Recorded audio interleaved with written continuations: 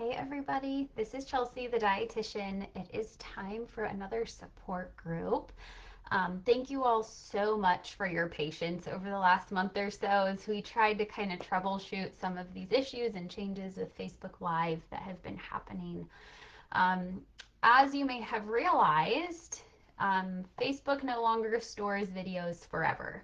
So from here on out, you will be able to see the support group videos in the group for about a month, and then we will also be saving them and putting them on Dr. Ahuja's YouTube channel. So be sure you keep an eye out on the YouTube channel if you missed this or if you want to go back and see it again later. It will definitely be there for you to check out at any point in time. Today, we are going to talk about physical activity. It is not something that gets talked about a whole lot in the world of weight loss surgery and just weight loss in general. And it is so incredibly important for not just weight loss, but your overall health. Recently, I've attended a couple of different continuing education things, and even though I know this, realize that even I myself as a dietitian am not spending enough time talking about the importance of muscle mass and physical activity for overall health, but also for our longevity and our ability to function the best we can for as long as we can. So today we're going to talk about it. So we hear all the time, right? You know, physical activity is important, but it's kind of sometimes we don't understand why. To lose weight, you have to be in a calorie deficit, which basically means you have to burn more calories than you're taking in. When, in addition to taking in fewer calories from food, a lot of times we also need to increase how many calories we're burning through physical activity. Research shows that combining the two, reducing intake and physical activity, basically diet plus exercise, right, is the most effective strategy for weight loss and that long-term maintenance. But exercise is a lot more about just weight loss. It also has a ton of really powerful health benefits for our body and for our brain. So I want to talk about those as well. Um, there are a lot of benefits to physical activity and exercise, like improving our heart health and our blood pressure. It improves our sleep. The more we move, the more we use our body, the harder and better we're probably going to sleep because our bodies are worn out. We've used up that stored energy. Physical activity and exercise can also improve our mood. Um, Kind of like nature's stress reliever. I know if I get a little grumpy, I try to get myself outside, get a little bit of sunshine, and it usually turns the day around. It also helps improve our blood sugar control. Something that I also thought was really interesting at the conference I recently attended is a lot of people, we were able to wear continuous glucose monitors. One of the companies was there doing that for us. And I myself didn't get one, but several of my friends that were there did. And after they would take a walk or go to the gym in the morning, they were tracking their blood sugar levels. And that physical activity is definitely going to help improve blood sugar regulation. Whether you have diabetes or not, it's really important that we're paying attention to that. Exercise also helps strengthen our bones and our joints, helps improve our self confidence. We just feel stronger and healthier and happier. Um, it can also help increase our quote good cholesterol levels. So, doing more physical activity is one of the best ways to help increase your good cholesterol to make sure your body has enough. And that is really, really important for our vascular and our heart health as well. Um, Physical activity can also help improve our or potentially reduce our risk for developing dementia. It can potentially help reduce our need for certain medications because it's improving all these other things as well. So it's a lot more than weight loss. Yes, it is beneficial for that, But more than anything, I want people to move their bodies for the overall health effects that it has. Another thing we have to remember is we have to think about fat loss, not just weight loss. When we lower our calorie intake without exercising, a lot of times we're going to be losing muscle in addition to losing fat. This is because when we're eating fewer calories, our body is forced to find alternative sources of fuel, and it can start breaking down our muscles along with our fat storage.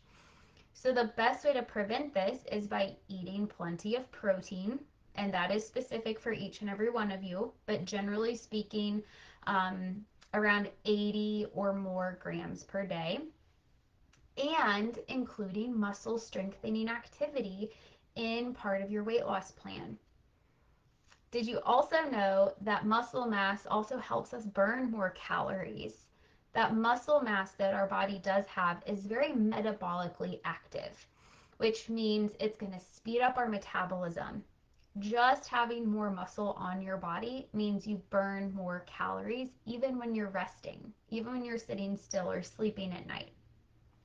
So building up that muscle mass is especially helpful during weight loss, when it's natural for the metabolism to actually slow down.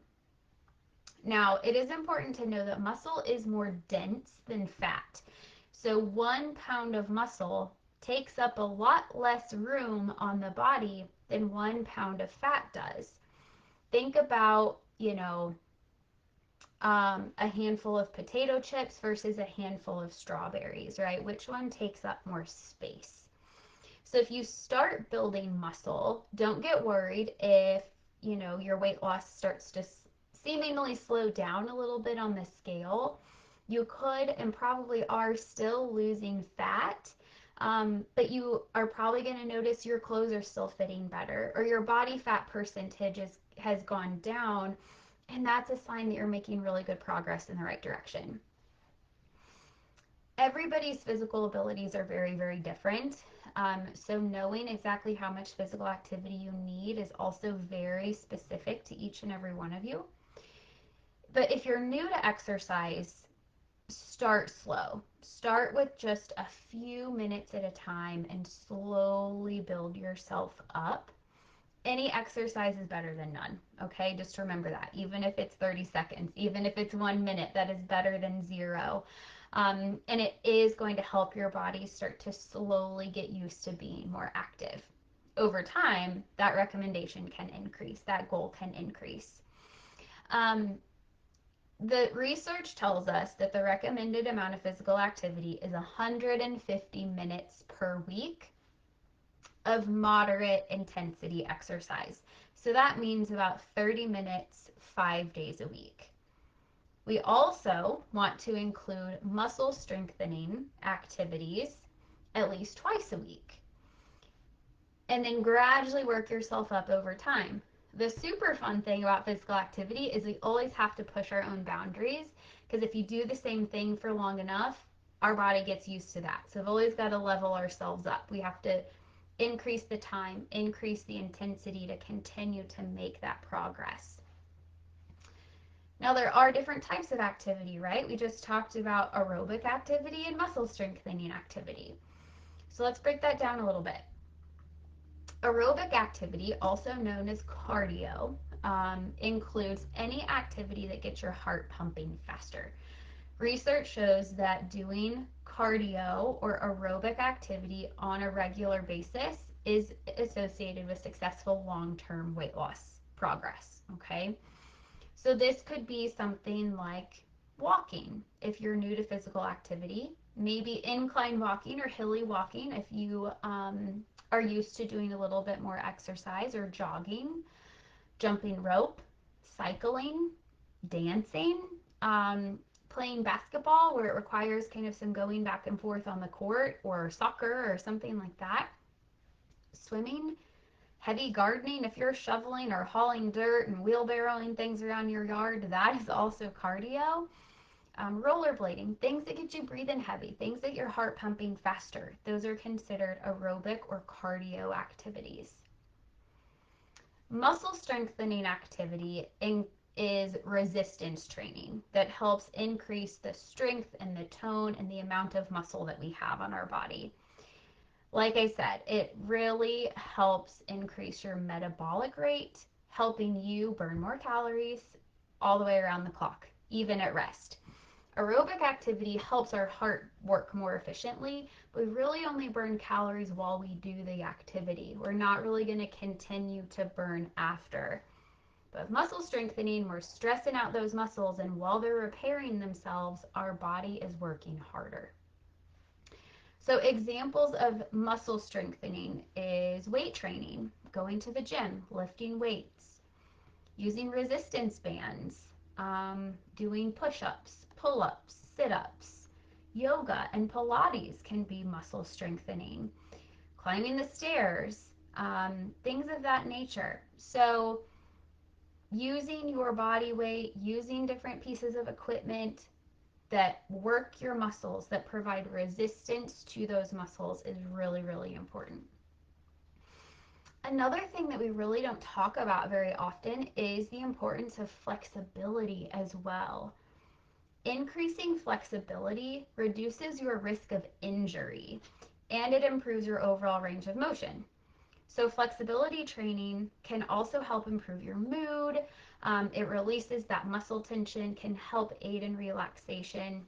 So, stretching, doing some shoulder rolls, lunges, or more guided options like Tai Chi or even gentle yoga can also really help improve your flexibility.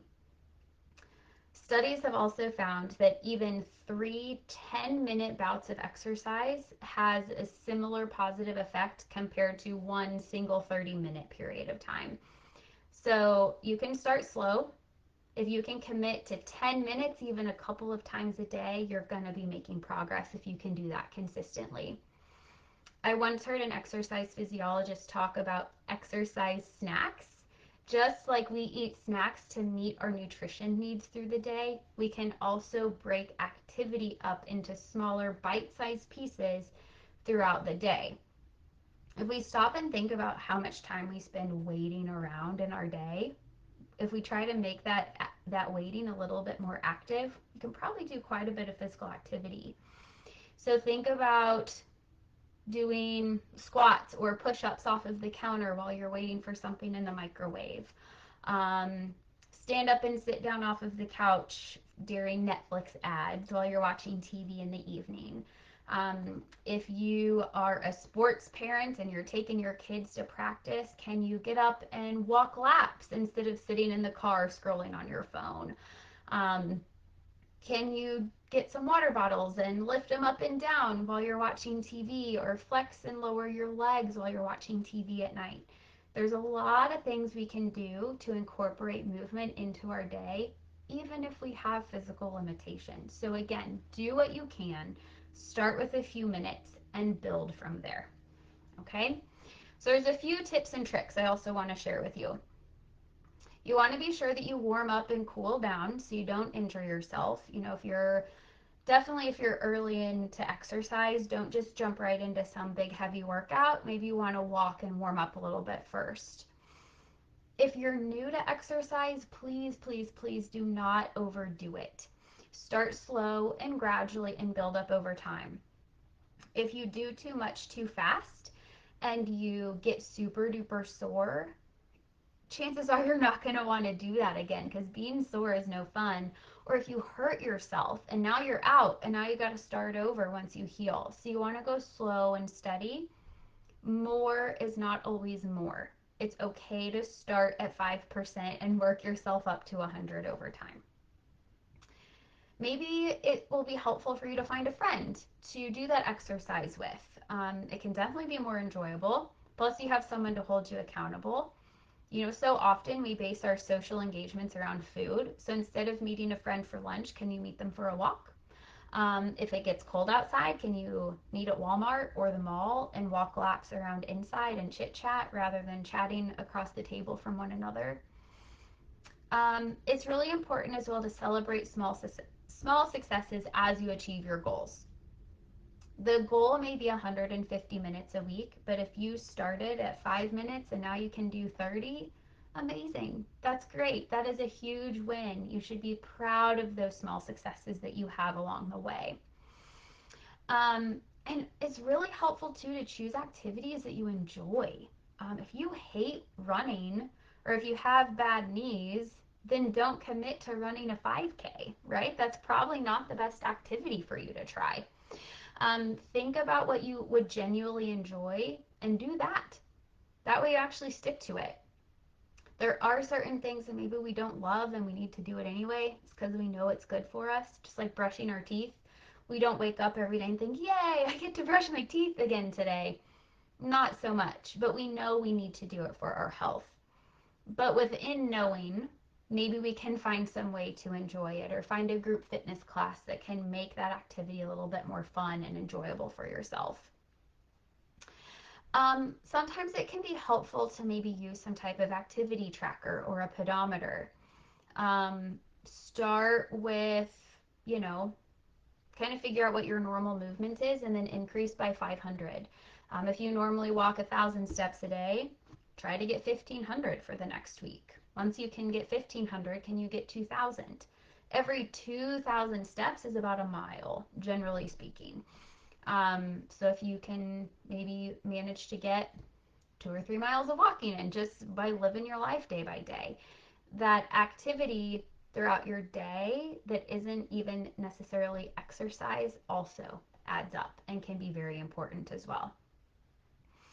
If you sit at a desk like I do all day, set an alarm on your phone to get up, stretch, move around every couple of hours. Can you do some stretches? Can you keep resistance bands at your desk and use them while you're, in a meeting or in a call or something like that? If you're watching TV, maybe you use those free weights while you're watching TV or do, like I said, sit-ups, push-ups, ups and downs, sitting up, standing down, or standing up, sitting down from the couch while you're watching those commercials.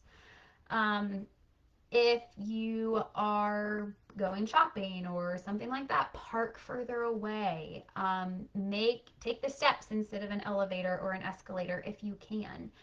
Little things like that, again, they add up over time.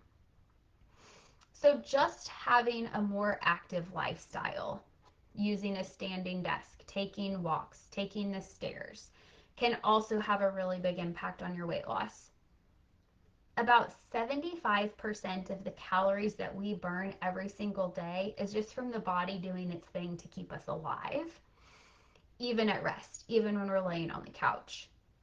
Only about 10% of the calories that we burn, about 10% of the calories that we burn come from our body digesting food.